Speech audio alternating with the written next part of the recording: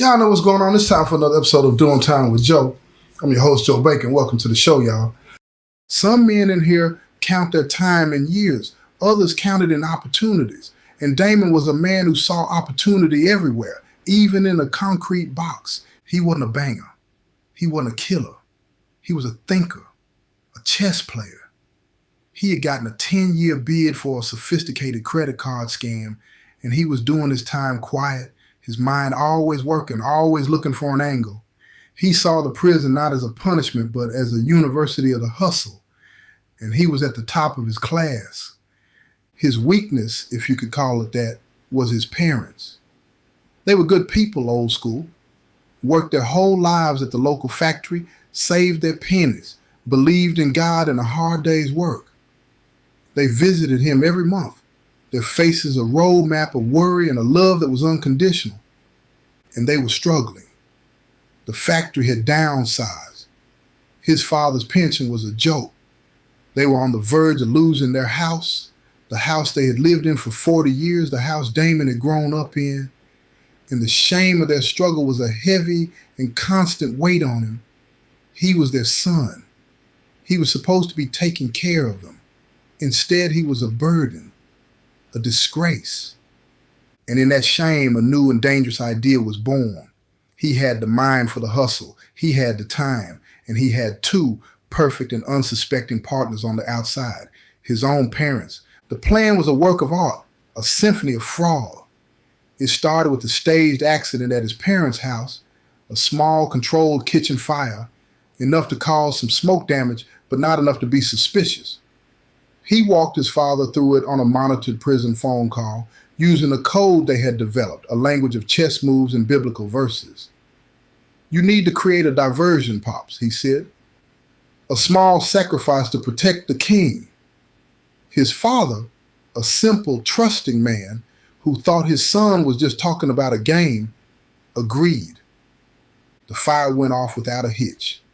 And then came the insurance claim. Damon, from his cell, using a smuggled phone he had on his payroll, became the puppet master. He had his parents hire a specific public adjuster, a man who was on his payroll. He had them get estimates from a specific contractor, a man who was also on his payroll.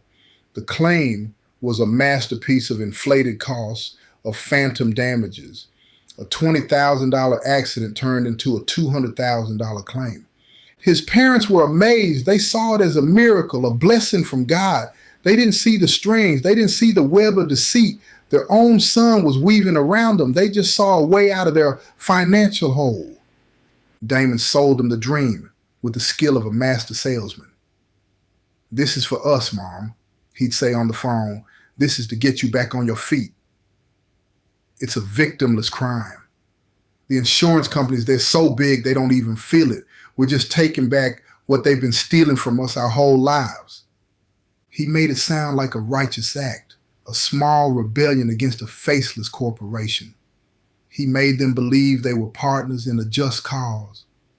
But he knew the truth. He was using them. He was using their love, their trust, their desperation as tools in his own selfish and dangerous game. He had turned his own parents into his accomplices. And the fall, when it came, was going to be a fall they all took together. The insurance money came through like a miracle, a check for $200,000. To Damon's parents, it was a fortune, a gift from God. They paid off their mortgage, their debts. For the first time in years, they could breathe. Damon, from his cell, orchestrated the laundering of the rest of the money. He had his parents pay the crooked contractor, the crooked adjuster. They took their cut and funneled the rest back to Damon's outside network. His own commissary account was suddenly overflowing.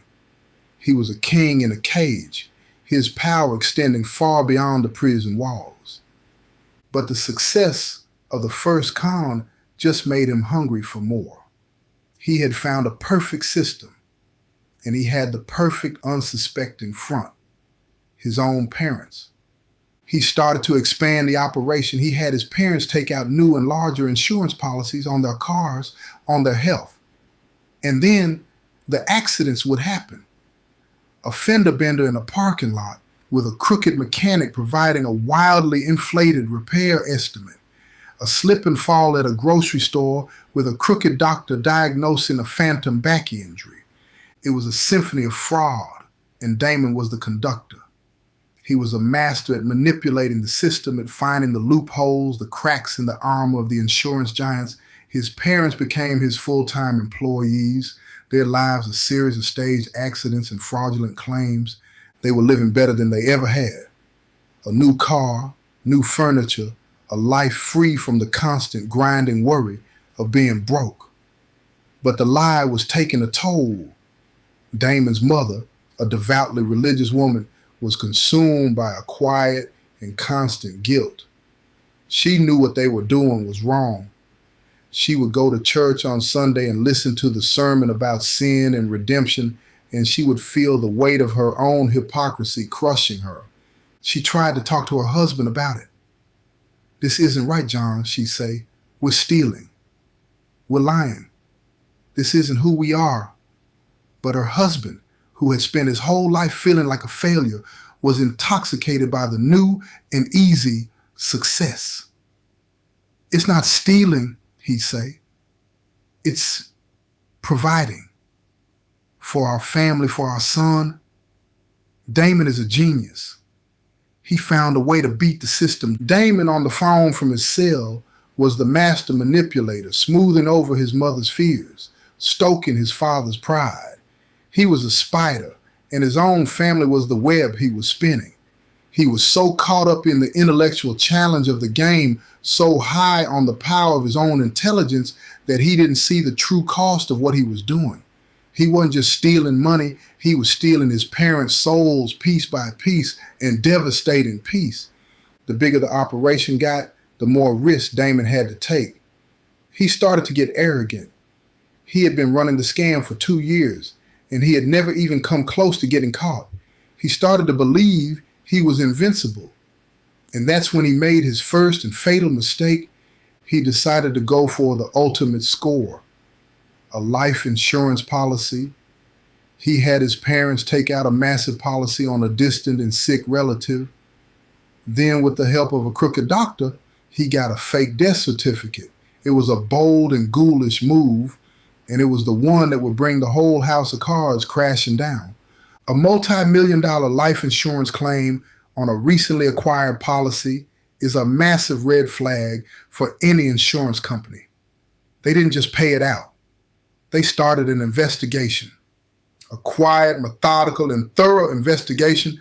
They found the doctor who had signed the death certificate, and under the threat of losing his medical license and a long prison sentence, he folded. He gave them the whole sordid story. And with that one single thread, the investigators started to pull. They unraveled Damon's entire network. The adjuster, the contractor, the mechanic, one by one, they all started to talk. Damon in his cell felt the shift. The money on the outside started to dry up. His contacts stopped answering their phones. He knew something was wrong. He told his parents to lay low, to shut everything down. But it was too late. The noose was already tightening. The end came on a quiet Tuesday morning. A team of federal agents in crisp dark suits showed up at his parents' front door. They weren't there for a conversation. They were there with an indictment. Damon heard the news from his cell block's TV. He saw his parents, his old and frail parents, being led out of their home in handcuffs, the same home they had been so proud to save. The shame and the guilt was a physical blow. He felt the air leave his lungs. He had thought he was a genius, a master of the game, but he had just been a fool, a greedy and arrogant fool. He had started this to save his family, and in the end, he had been the one to destroy them. He had used them, manipulated them, and led them straight into a cage of their own. And now, he had to face the most difficult choice of all. He could let them take the fall, or he could do the one and only righteous thing he had left to do. He could tell the truth and take the weight himself. The sight of his parents in handcuffs on the evening news was the bucket of cold water that finally woke Damon up from his own delusion. He wasn't a genius. He was a monster. A monster who had just fed his own family to the wolves. He called his lawyer. "I need to make a statement," he said, his voice a flat, dead thing. He sat in the interrogation room, the same kind of room where he had started his criminal career, and he confessed to everything. He laid out the entire operation, from the first kitchen fire to the fake death certificate. He gave them the names, the dates, the accounts. He made it clear that his parents were not co-conspirators. They were victims of his own and monstrous manipulation. He was building a firewall, trying to take the full force of the coming storm on himself. The feds were happy to have their kingpin, but they weren't going to let his parents walk. They had cashed the checks.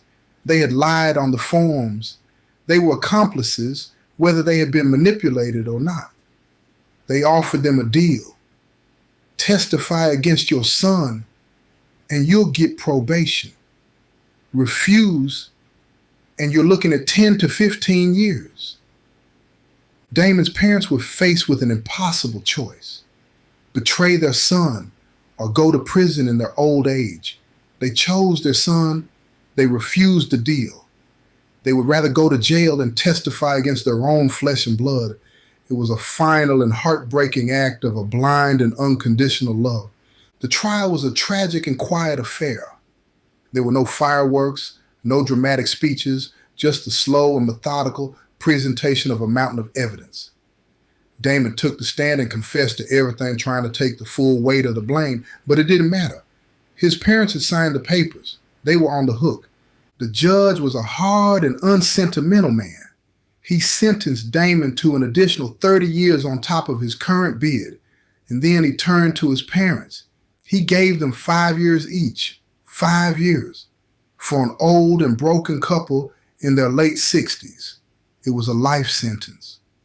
As they were led away, Damon's mother looked at him, her eyes not with anger, but with a deep and profound sorrow.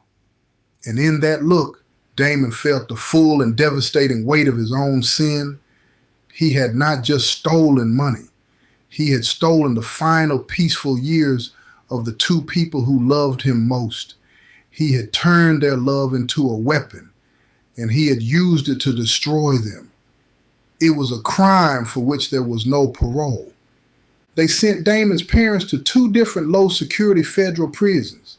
2 good and decent people, now just numbers in a system that had no room for their story.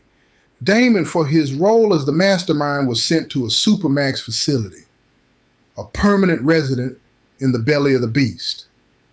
The guilt was a living thing inside him, a constant and merciless tormentor. He would lie in his cell at night and imagine his parents alone in their own cages. His mother, with her gentle spirit, her unwavering faith. His father, with his quiet pride, his simple and decent heart. He had taken their golden years and he had turned them into a nightmare. He wrote to them every day, long rambling letters of apology, of regret. They wrote back. Their letters were not filled with anger or blame. They were filled with a quiet and heartbreaking love. They had forgiven him. And that forgiveness was a greater punishment than any cage the federal government could build. He saw what his choices had done. He had been so focused on the game, on the hustle, on the intellectual thrill of his own cleverness that he had lost sight of the human cost. He had seen his parents not as people, but as pawns in his own game. And in the end, he had sacrificed them for his own and fleeting sense of power. He had started this all with a twisted and selfish kind of love. He had wanted to save his parents from the shame of being poor, but he had only delivered them to a deeper and more permanent kind of shame. He had destroyed the one thing they had left, their good name. And in the long and silent years that stretched out before him, he knew he would be haunted by a single and unforgiving truth. He was not a genius. He was not a king. He was just a son who had, in the name of a twisted and selfish love, committed the ultimate and most unforgivable sin. He had destroyed his own family. And that was a life sentence from which there is no escape. This has been another episode of Doing Time with Joe. I'm your host, Joe Baker, and I say peace, y'all.